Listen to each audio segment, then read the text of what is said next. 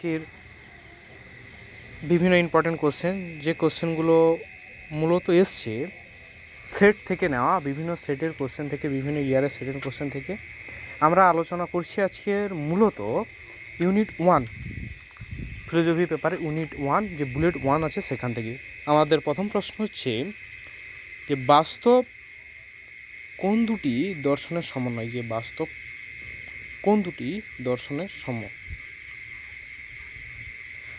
Option A বাস্তববাদ প্রকৃতিবাদ, option B প্রকৃতিবাদ ভাববাদ, অপশন 3 ভাববাদ মানবতাবাদ এবং ভাববাদ বস্তুবাদ। বাস্তব কোন দুটি শব্দে, সেটা হচ্ছে যে ভাববাদ ও বাস্তববাদ। নেক্সট প্রশ্ন দ্বিতীয়, ভারতীয় দর্শনের প্রসঙ্গক্রমে কোনটির কথা বলা হয়েছে। এটি সেট পরীক্ষা 2022 এসছে। ভারতীয় দর্শনে প্রসঙ্গক্রমে কোনটির কথা বলা হয়েছে?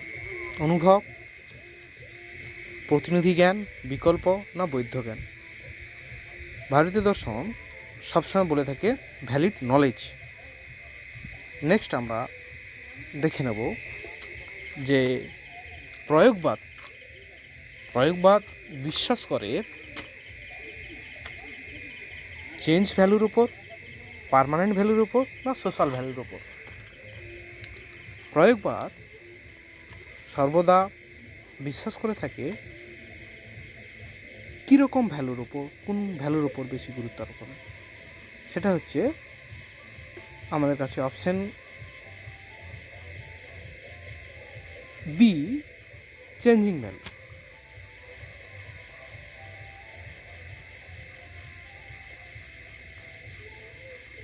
Those who are loves of the vision of truth, এই বক্তব্য কোন দার্শনিক বলেছেন? এটি 2018-তে এসছেন সেট পরীক্ষায়। Those who are loves of the vision of truth, এই কথাটি কে বলেছেন? প্লেটো, সক্রেটিস, অ্যারিস্টটল না William James.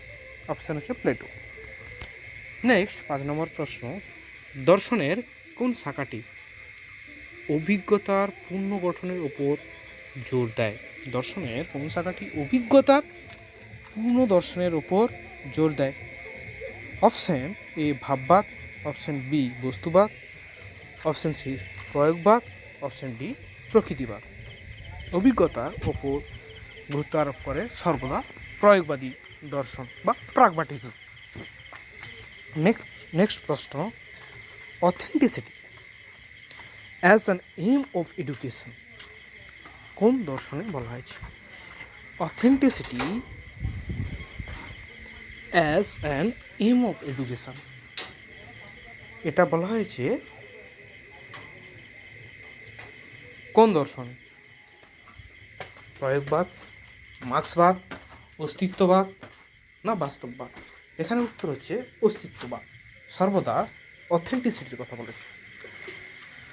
Metaphysics is mainly concern with, এটা পিএসসি পরীক্ষায় এসছে ইম্পর্টেন্ট কোশ্চেন। মেটাফিজিক্স গুরুত্ব দেয় শিক্ষা পদ্ধতি, পাঠ্যক্রম, শিক্ষার লক্ষ্য না কোনোটিই নয়।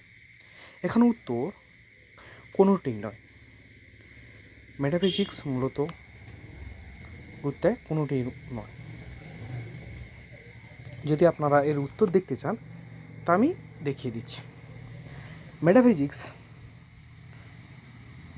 মূলত বাংলা অর্থ অধিবিদ্যা। কী নিয়ে আলোচনা করে? সত্য, ঈশ্বর, আত্মা, জগৎ ইত্যাদি নিয়ে আলোচনা করে। যদি শিক্ষার লক্ষ্য নিয়ে আলোচনা করবে সেটা হচ্ছে অ্যাক্সোলজি আর এপিস্টেমোলজি বা জ্ঞানবিদ্যা আলোচনা করে শিক্ষণ পদ্ধতি নিয়ে। এমিল গ্রন্থটি কোন দর্শনের কথা বলে? এমিল আমরা জানি এমিল কার লেখা না জি-জ্যাক রুসো। আর রুসো হচ্ছে একজন প্রকৃতিবাদী দার্শনিক। তাহলে এমিল হচ্ছে প্রকৃতিবাদ। নিম্নলিখিত বা নিম্নোক্ত কোনটি শিক্ষণের ক্ষেত্রে পর্যবেক্ষণের পরীক্ষণ এবং উদ্ঘাটন পদ্ধতি সুপারিশ করেছেন? নিম্নোক্ত কোনটি শিক্ষণের ক্ষেত্রে পর্যবেক্ষণ, পরীক্ষণ, উদ্ঘাটন পদ্ধতি সুপারিশ করেছেন? এর উত্তর হচ্ছে প্রকৃতিবাদ। নেক্সট প্রশ্ন, মূল্যবোধ শাশ্বত এবং অপরিবর্তনীয় নিম্নলিখিত কোন দর্শনে এটি বিশ্বাস করে? এটি আসছে সেট 2022। এই মূল্যবোধ যে পরিবর্তন হয় না বা শাশ্বত, কোন দর্শনে করে? ভাববাদ, বাস্তববাদ, প্রয়োগবাদ না প্রকৃতিবাদ? এখানে অপশন এ হচ্ছে ভাববাদ। নেক্সট প্রশ্ন, ভাববাদী দর্শন অনুযায়ী পাঠ্যক্রমে কোন বিষয়টি সংমিশ্রণটি অন্তর্ভুক্ত হওয়া আবশ্যক বলে উপযুক্ত মনে করা হয়? ভাববাদী দর্শন অনুযায়ী পাঠ্যক্রমে কোন বিষয়গত সংমিশ্রণটি অন্তর্ভুক্ত হওয়ার আবশ্যক বলে উপযুক্ত মনে হয়? ভাববাদী দার্শনিকরা কলা সাহিত্য যুক্তির উপরে গুরুত্ব দিয়েছেন, না বিজ্ঞান গণিত যুক্তির উপরে, না ধর্মতত্ত্ব সাহিত্য কলার উপরে, না দর্শন সাহিত্য কলার উপরে? দর্শন সাহিত্য এবং কলার উপরে ভাববাদী দর্শনরা পাঠ্যক্রমে বেশি গুরুত্ব দিয়েছেন। নেক্সট 12, কোন দার্শনিকগণ বিশ্বাস করেন যে পরীক্ষার্থীরা তাদের জ্ঞানকে প্রয়োগ নির্ভরশীল করে বাস্তব পরিস্থিতিতে ব্যবহার করতে সক্ষম? কোন দার্শনিকগণ বিশ্বাস করেন যে শিক্ষার্থীরা তাদের জ্ঞানকে প্রয়োগ নির্ভরশীল করে বাস্তব পরিস্থিতিতে ব্যবহার করতে সক্ষম? উত্তর, প্রয়োগবাদীগণ। Education as a means for social growth and economic production দর্শনের কোন শাখা এটি সমর্থন করেন? এটি এসছে নেট পরীক্ষায় 2016। মার্ক্সবাদ, বাস্তববাদ, প্রকৃতিবাদ এবং ভাববাদ। এটা উত্তর হচ্ছে আমাদের কাছে, যেহেতু এটা গ্রোথ আর ইকোনমিক্স, সেটা হচ্ছে মার্ক্সবাদে চলে যাবে। নেক্সট প্রশ্ন,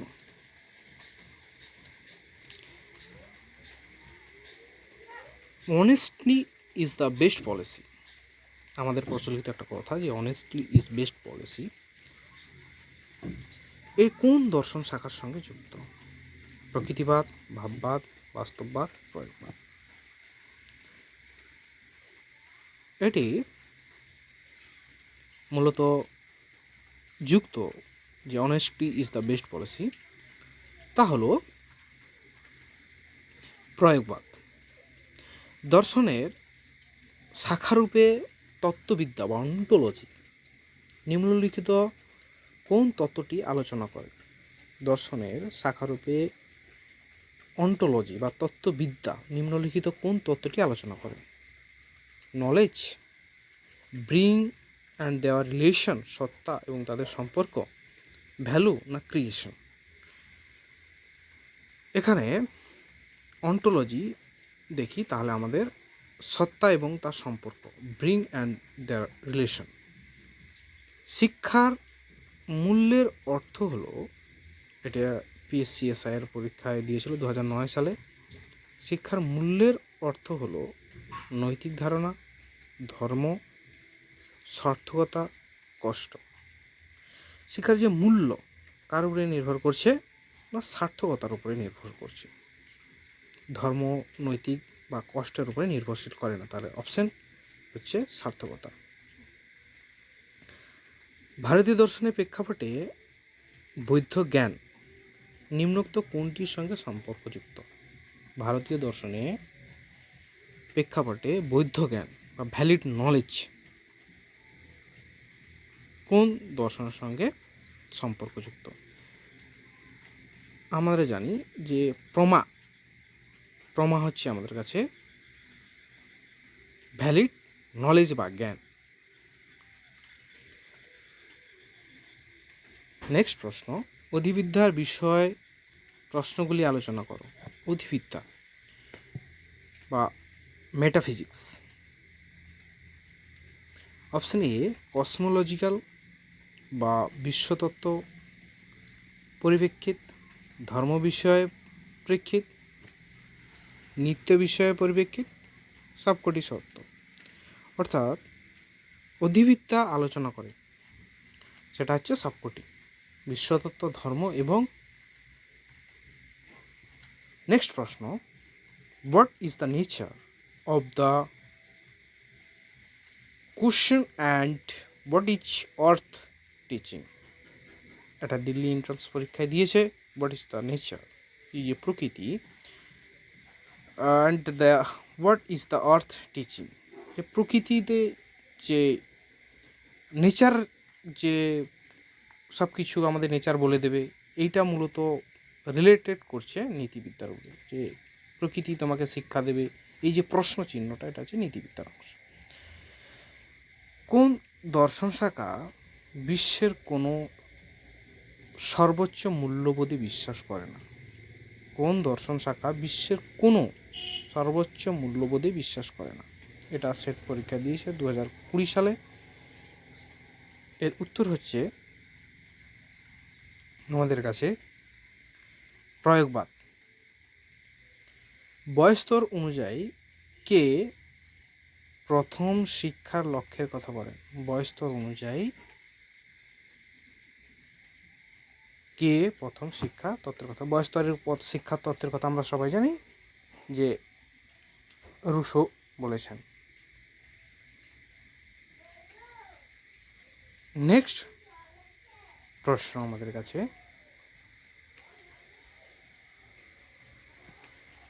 আমরা নেক্সট প্রশ্ন নিয়ে আলোচনা করব পরবর্তী মক টেস্টে।